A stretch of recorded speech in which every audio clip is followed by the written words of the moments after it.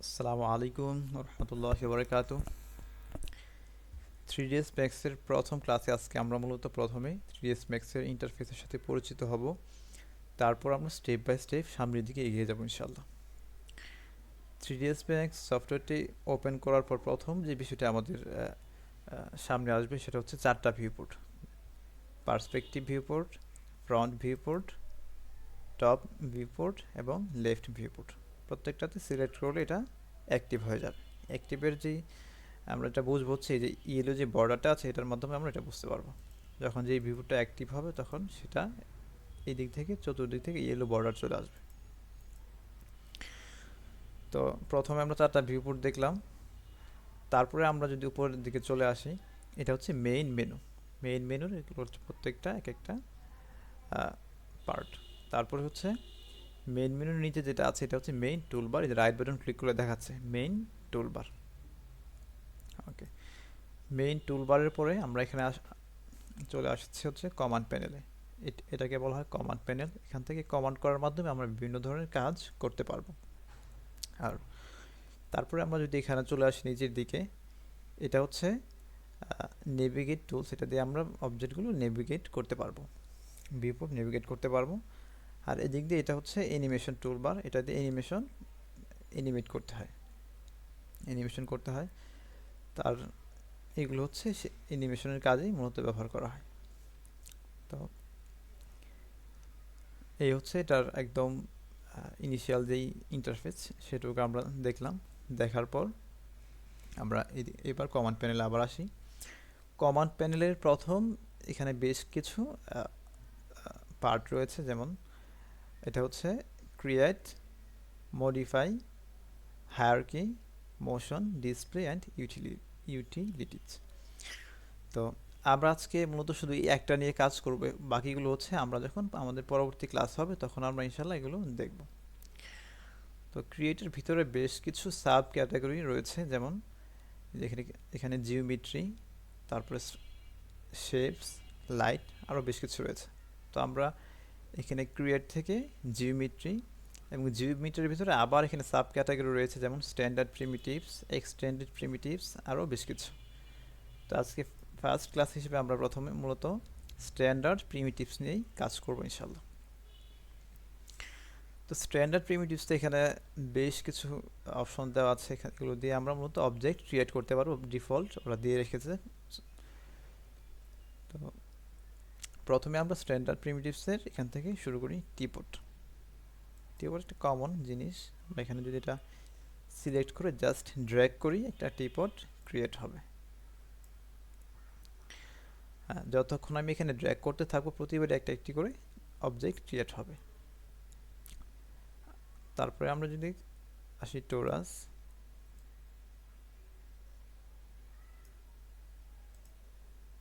তারপর spear, box, তারপর কোন,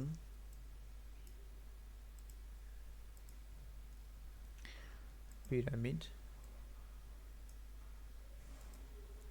ওকে, তো আমরা বেশ কিছু অবজেক্ট এখান থেকে ক্রিয়েট করলাম। তো অবজেক্ট ক্রিয়েট করার পর যতক্ষণ পর্যন্ত আমাদের এই যে এখানে সিলেক্ট থাকবে ততক্ষণ এখানে ড্র্যাগ করলে অবজেক্ট ক্রিয়েট হবে। তো আমরা এখান থেকে যদি এখন রাইট বাটন ক্লিক করি সেক্ষেত্রে এটা ডিঅ্যাক্টিভ হয়ে যাবে এবং নতুন করে অবজেক্ট ক্রিয়েট হবে না। এই আমরা রাইট বাটন ক্লিক করছি, এটা ডিঅ্যাক্টিভ হয়ে গেল। তো এরপর হচ্ছে আমরা এটাকে নেভিগেট অপশনে আসি। যদি আমরা নেভিগেট করাটা খুবই সহজ, আমরা আমাদের মাউস থেকে যদি হুইল যে বাটনটা আছে চাকার মতো, এটাকে জাস্ট স্ক্রোল করলে এটা হচ্ছে জুম হচ্ছে, জুম ইন জুম আউট স্ক্রোলিংয়ের মাধ্যমে। ওকে, তারপরে হচ্ছে আমরা এখানে আসি অরবিট সাব অবজেক্ট।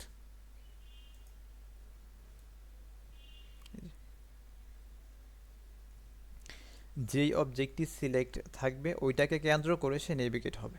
যে আমাদের কিন্তু এই অবজেক্টটা এখন সিলেক্ট আছে এখানে, যার জন্য এটাকে কেন্দ্র করে চতুর্দিকে ওটা নেভিগেট হচ্ছে। তারপর এখন আমরা এখানে 4টা ভিউপোর্ট দেখলাম, এখন চাচ্ছি আমরা এটাকে একটু বড় করে দেখার জন্য। সেই ক্ষেত্রে আমরা কি করতে পারি, এখানে ক্লিক করলে যখন যেই ভিউপোর্ট সিলেক্ট থাকবে অর্থাৎ অ্যাক্টিভ থাকবে ওইটাই বড় হবে, ম্যাক্সিমাইজ। এবং এটার একটি সহজ শর্টকাট রয়েছে, আমাদের মাউসটি যখন যেখানে থাকবে তখন ওই ভিউপোর্টটাই বড় হবে। যেমন আমাদের এখন এই মাউসটি এখানে আছে, এখানে থাকার পর যদি আমরা অল্টার কিবোর্ড থেকে অল্টার প্রেস করি, ডাব্লিউ প্রেস করি, তখন এটা বড় হবে, অল্টার ডাব্লিউ। এটা হচ্ছে শর্টকাট। এখানেও সেম, মাউস যেখানে থাকবে ক্লিক করতে হবে না, জাস্ট মাউসের যেই কার্সার পয়েন্টটি যেখানে থাকবে ওই ওই ভিউপোর্টটি বড় হবে এবং ছোট হবে, ম্যাক্সিমাইজ এবং মিনিমাইজ। অল্টার চেপে ধরে তারপর ডাব্লিউ চাপলেই এই কাজটি খুব সহজে হয়ে যাবে, যেটা আমরা এখানে থেকে করতে পারি। যেমন এটা যদি বড় করতে চাই, আর শর্টকাট দিয়ে করলে জাস্ট মাউসটার কার্সার পয়েন্টটা থাকলেই হলো। তাহলে আমরা কি দেখলাম, প্রথমে জুম ইন জুম আউট দেখলাম স্ক্রোলিংয়ের মাধ্যমে, হুইল যে বাটনটা আছে মাউসের এটাকে স্ক্রোলিং করার মাধ্যমে। তারপরে আমরা যেটা দেখলাম, এই যে আমাদের অরবিট সাব অবজেক্ট বিভিন্ন দিক থেকে। এখন কিন্তু কোনো ধরনের অবজেক্ট সিলেক্ট করা নেই, সিলেক্ট করা নেই বিধায় কিন্তু এটা সুন্দরভাবে নেভিগেট হচ্ছে।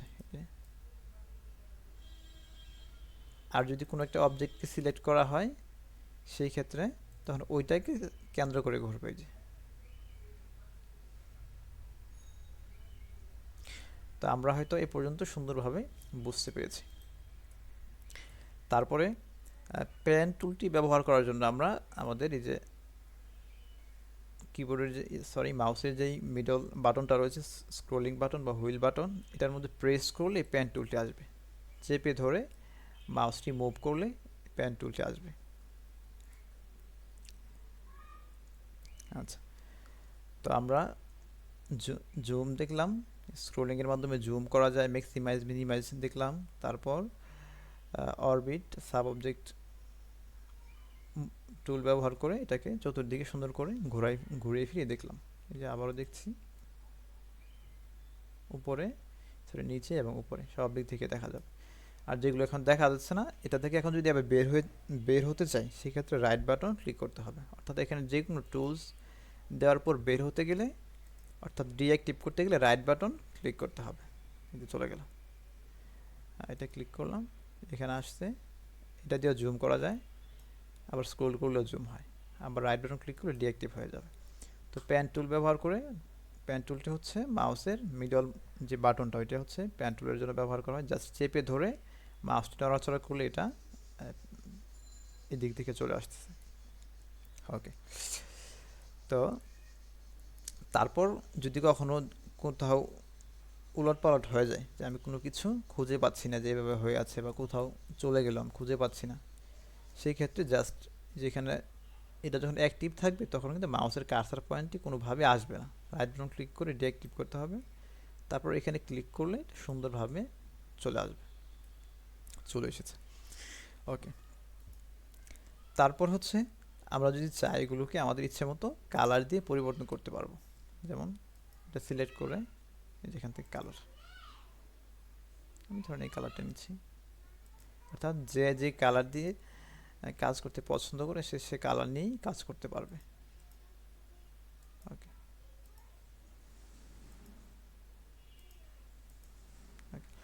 এইভাবে করে সে কালারগুলো সুন্দরভাবে পরিবর্তন করতে পারবে।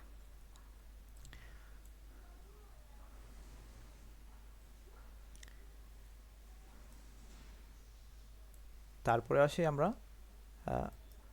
অবজেক্টের মুভ করার ক্ষেত্রে আমাদের যে কাজগুলো করতে, এখানের যেই মেইন টুলবার, এখানের কিছু টুলস নিয়ে আমরা আজকে কাজ করব। তো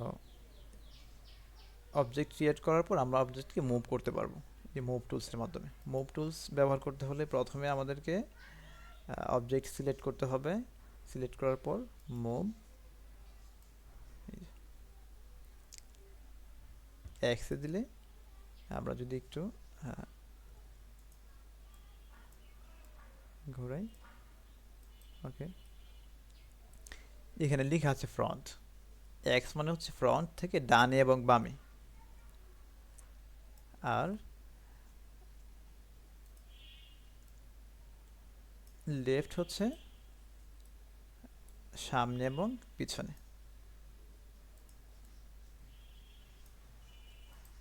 আর জি হচ্ছে উপরে এবং নিচে, অর্থাৎ এক্স হচ্ছে ডানে এবং বামে, ওয়াই হচ্ছে সামনে এবং পিছনে, আর জি হচ্ছে উপরে এবং নিচে। তো আমরা ডিসিলেক্ট করলাম, ডিলিট করে দেখি সবগুলো অবজেক্টকে। তারপর মাস্ক প্যান টুল ব্যবহার করে একটু এদিকে নিয়ে আসলাম। তো এখানে আমরা যেটা দেখতে পাচ্ছি যে এই টিপট এটার ভিতরে ওভারলেপ হয়ে আছে। তো রাইট বাটন ক্লিক করে ডিঅ্যাক্টিভ করলাম, সিলেক্ট, তারপর এই যে মুভ টুল দিয়ে এটাকে ওই দিকে নিয়ে গেলাম, ওভারলেপ হয়েছিল, মুভ করলাম। তো ফার্স্ট ক্লাস হিসেবে আমাদের আজকে এ পর্যন্তই। নেক্সট ক্লাসে আমরা ইনশাল্লাহ আরও নতুন অনেক ফাংশন শিখব এবং সেগুলো আমরা আমাদের মডেলের মধ্যে ইমপ্লিমেন্ট করবো ইনশাল্লাহ। আজকে এই পর্যন্তই। আল্লাহ হাফেজ।